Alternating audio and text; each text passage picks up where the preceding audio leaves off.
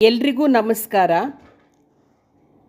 ಅಧಿಕ ಮಾಸದ 18ನೆಯ ದಿವಸ ಮಧುರಿಪು ದೇವರನ್ನು ಆರಾಧನೆ ಮಾಡಲಾಗುತ್ತೆ. ಮಧುರಿಪುವು ವೃಷಾಕಪಿ ಎಂಬ ಏಕಾದಶ ರುದ್ರರ ಅಂತರ್ಯಾಮಿ ರೂಪ. ಮಧು ಎಂಬ ರಾಕ್ಷಸನ ರಿಪು ಅಂದರೆ ವೈರಿ ಅಂತ. ಅಂದರೆ ಮಧು ಎಂಬ ರಾಕ್ಷಸನನ್ನು ಸಂಹಾರ ಮಾಡ್ತಕ್ಕಂಥವನು ಮಧುರಿಪು, ಮಧುಸೂದನ. ಮಧು ಅಂದರೆ ಅಮೃತ ಅಂತ. ಸಮುದ್ರ ಮಥನ ಕಾಲದಲ್ಲಿ ಮೊದಲು ಬಂದ ವಿಷವನ್ನು ತ್ಯಜಿಸಿ ತದನಂತರ ಬಂದ ಅಮೃತವನ್ನು ಕದ್ದು ವಂಚನೆ ಮಾಡ್ತಕ್ಕಂತಹ ದೈತ್ಯರ ವೈರಿಯೇ ಮಧುರಿಪು ಅಂತ ಮಧುರಿಪುವಿಗೆ ಅರ್ಥವನ್ನು ಕೊಡಲಾಗುತ್ತೆ. ಇನ್ನು ಮಧುರಿಪುವನ ಆರಾಧನೆಯನ್ನು ಹೇಗಪ್ಪ ಮಾಡೋದು ಅಂದರೆ, ಪ್ರತಿನಿತ್ಯ ಹೇಳ್ತಾನೇ ಇದ್ದೀನಿ, ಒಂದು ಮಣೆಯ ಮೇಲೆ ತೋರಿಸಿದ ರಂಗೋಲಿ ಹಾಕಿ, ಲಕ್ಷ್ಮೀನಾರಾಯಣರ ವಿಗ್ರಹವನ್ನು ಇಟ್ಟು, ಗೆಜ್ಜೆ ವಸ್ತ್ರ ಹಾಕಿ, ಷೋಡಶೋಪಚಾರ ಪೂಜೆ, 2 ತುಪ್ಪದ ದೀಪ ಹಚ್ಚಿ ಷೋಡಶೋಪಚಾರ ಪೂಜೆ ಮಾಡಿ 33 ಆರತಿ 33 ನಮಸ್ಕಾರ ಮಾಡ್ತಕ್ಕಂಥದ್ದು. ಆನಂತರ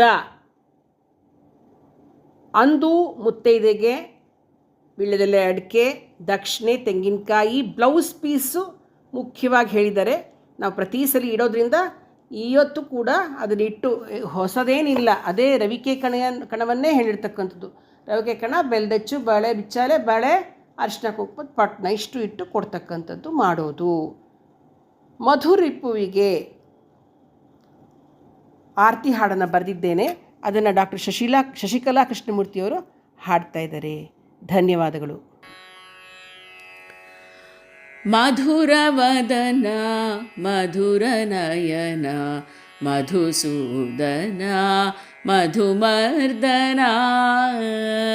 ಮಧುರವದನ ಮಧುರನಯನ ಮಧುಸೂದನ ಮಧುಮರ್ದನ. ಮಧುರಾಪುರಿ ನಿವಾಸಿ ಮಧುಪ್ರಿಯ ಮಧುರಿಪುವಿಗಾರತಿ ಎತ್ತಿರೆ. ಮಧುರಿಪುವಿಗಾರತಿ ಎತ್ತಿರೆ. ಮಧುರ ಕೊಳಲನೂದಿದವಗೆ ಮಾಧವಿಯ ಪ್ರಿಯಕರಗೆ ಮದವೇರಿದ ಕಂಸನಾರಿಗೆ ಮಧುಸೂದನನಿಗಾರತಿ ಎತ್ತಿರೆ. ಮಧುಸೂದನನಿಗೆ ಆರತಿ ಎತ್ತಿರೆ.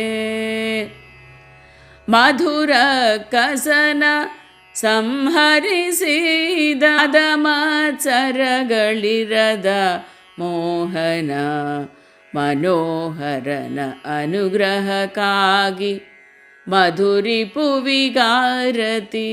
ಎತ್ತಿರೆ. ಮನೋಹರನ ಅನುಗ್ರಹಕ್ಕಾಗಿ ಮಧುರಿಪುವಿಗಾರತಿ ಎತ್ತಿರೆ.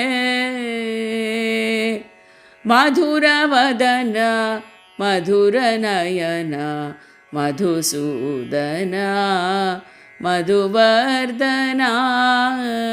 ಮಧುರಾಪುರಿ ನಿವಾಸಿ ಮಧುಪ್ರಿಯ ಮಧುರಿಪುವಿಗಾರತಿ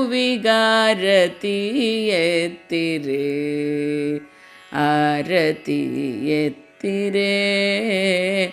ಆರತಿ ಎತ್ತಿರೆ.